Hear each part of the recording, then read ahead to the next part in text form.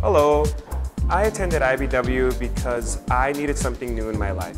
For 5 years, I worked as a general manager, as a restaurant manager, and it was a very stressful environment. Although I met many great people and had many great experiences, I needed something new in my life.